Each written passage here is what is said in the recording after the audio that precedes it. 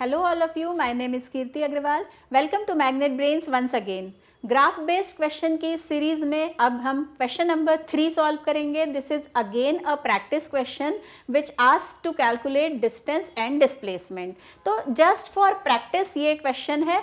हम पढ़ते हैं इस क्वेश्चन को. The velocity time graph of a particle moving along a straight line. Calculate the distance covered between t is equal to 0 to t is equal to 10 seconds. Also find displacement in time t is equal to 0 to 10 second. Similar तरह का question है जैसे हमने अपने पिछले video में solve किया था. लेकिन देखिए प्रैक्टिस यदि आप बहुत सारे क्वेश्चंस की करेंगे तो परफेक्शन मिलने लगेगा, आपके फंडामेंटल्स क्लियर हो जाएंगे, एज वेल एज कैलकुलेशंस भी बहुत फास्ट हो जाएंगे और स्ट्रांग हो जाएंगे. तो प्रैक्टिस करते रहिए इस तरह के क्वेश्चंस की. तो यहाँ पर फर्स्ट ऑफ ऑल हमको 0 से लेके 10 सेकेंड तक डिस्टेंस कैलकुलेट करना है and as well as displacement calculate करना है. किस प्रकार से कैलकुलेशन होगा?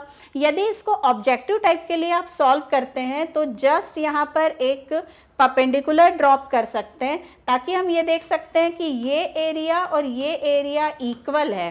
तो जब डिस्प्लेसमेंट का कैलकुलेशन होगा तो इन दो एरियाज़ को डायरेक्टली हम कैंसिल कर सकते हैं. So that in that case we have to just calculate this area and this area. तो एक छोटे ट्रायंगल का एरिया और एक रेक्टेंगल या स्क्वायर भी बोल सकते हैं, but it's actually a rectangle इसलिए क्योंकि जो डायमेंशन है वो यहाँ से 10 है जबकि ये वाला जो डायमेंशन है ये 2 है. तो इस तरह से कैलकुलेशन एरिया का जब आप करेंगे तो ऑब्जेक्टिव टाइप के लिए आप इसको वर्बली सॉल्व कर सकते हैं. Just cancel this area with this area. Then area of this triangle that is half base into height, half into 4 into 20. तो हाफ इंटू 4 इंटू 20 तो इट विल बिकम 40. ये जो एरिया ये आ गया 40. देन ये वाला एरिया आप किस प्रकार निकाल सकते हैं? तो this is 2 and this is 10. तो 2 मल्टीप्लाइड बाय 10 दैट मीन्स 20. तो 20 और 40 केवल आपको ऐड करना है, दैट इज 60 मीटर. तो जो डिस्प्लेसमेंट है उसका आंसर आ चुका 60 मीटर. चूँकि हम इसको बोर्ड एग्जाम के हिसाब से तैयारी कर रहे हैं दैट्स वाई हम इसको वर्बली इस तरह से इन दोनों एरियाज़ को कैंसिल नहीं करेंगे. ये मैंने आपको केवल फास्ट करने के लिए और ऑब्जेक्टिव टाइप क्वेश्चन सॉल्व करने के लिए आइडिया दिया था. तो चलिए स्टार्ट करते हैं इसको बोर्ड एग्जाम लेवल की तरह से.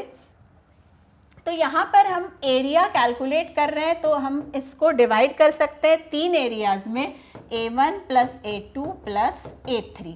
तो 3 एरिया जब ऐड करेंगे तो ये हमको आंसर देगा डिस्टेंस के लिए. तो 3 एरिया में से पहला एरिया कौन सा है? ट्रायंगल का एरिया है. यहाँ से यदि आप परपेंडिकुलर ड्रॉप करते हैं तो this will be the height of triangle and this is the base of triangle. तो ट्रायंगल के लिए हम क्या अप्लाई करेंगे? Half into base into height. तो पहला एरिया होगा ट्रायंगल का that is half into base into height. Again next भी है triangle that is half into base into height and now length into breadth because it is a rectangle.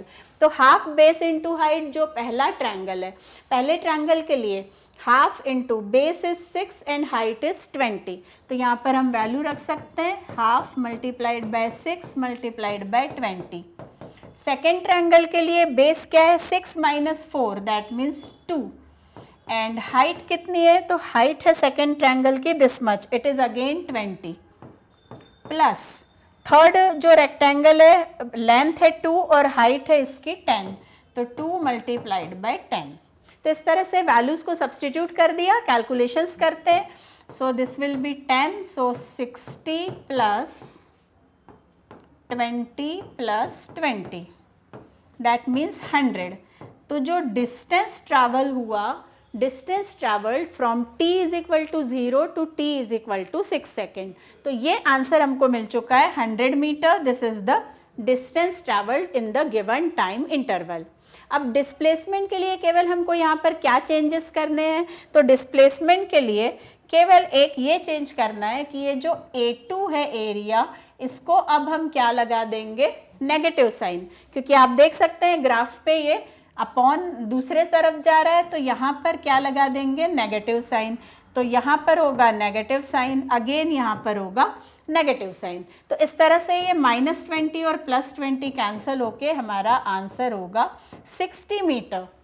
तो जो ये blue colour है वो distance के लिए है, और रेड कलर से जो यहाँ पर मैंने इसमें करेक्शंस किए हैं, और चूंकि इसको मैंने यहीं पर इसलिए सॉल्व किया है ताकि आपको डिफरेंस क्लियर हो जाए कि how to calculate distance and how to calculate displacement. Since displacement is a vector quantity, उसको हमको उसके साइन के साथ कंसिडर करना होता है। यहाँ पर वेलोसिटी है -20 फॉर दिस ग्राफ, जो ये टाइम इंटरवल 6 से लेके 8 तक है।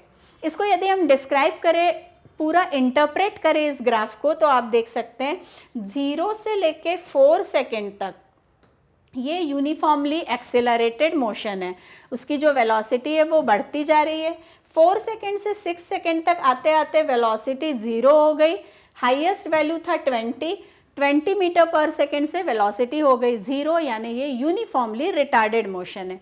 आफ्टर दैट आप देख सकते हैं 6 सेकेंड से लेके 8 सेकेंड तक वेलोसिटी का जो वैल्यू है वो 0 से लेके -20 मीटर पर सेकेंड पहुंच गया। इसका मीनिंग क्या हुआ? आप ये कह सकते हैं कि चूंकि ऑब्जेक्ट स्ट्रेट लाइन में चल रहा था, मान लीजिए यहाँ तक पहुंचा, उसकी वेलोसिटी हो गई 0। वो कौन से टाइम पे? 6 सेकेंड पे। आफ्टर दैट वेलोसिटी का डायरेक्शन बदल गया, और यही कारण है कि हम डिस्प्लेसमेंट कैलकुलेशन में जब डायरेक्शन बदल गया तो नेगेटिव साइन लगा देते हैं, क्योंकि अब मान लीजिए वो इस तरह से आते आते यहाँ तक पहुँचा तो डिस्प्लेसमेंट केवल इतना ही हुआ। इनिशियल पॉइंट और फाइनल पॉइंट देखते हुए डिस्प्लेसमेंट का कैलकुलेशन होता है। एंड देन फिर वेलोसिटी यहाँ पर 0 होने के बाद अब क्या हो रहा है? वेलोसिटी राइज होती चली गई 0 to 10। फिर इस मोशन में 8 से लेके 10 सेकेंड तक में ये यूनिफॉर्म मोशन है, यानी वेलोसिटी क्या हो गई?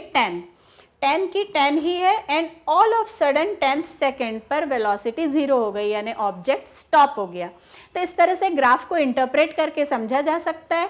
दोनों आंसर्स हमारे कैलकुलेशन हो चुके हैं, for distance and for displacement. और आई होप कि इस तरह के हमने जो 1 by 1 3 वीडियोज़ में ग्राफ बेस्ड 3 तरह के क्वेश्चंस किए, उससे आपको वेलोसिटी टाइम ग्राफ से डिस्टेंस और डिस्प्लेसमेंट किस प्रकार कैलकुलेट करना है, इसकी एक अच्छी प्रैक्टिस हो चुकी होगी। यदि फिर भी कोई डाउट्स है तो कमेंट सेक्शंस में लिखकर आप ज़रूर पूछ सकते हैं, और हमारे कंप्लीट कोर्स के लिए मैग्नेट ब्रेन प्लस में ज़रूर अपग्रेड कर लीजिए। तो मेहनत करते रहिए। All the best. Thank you.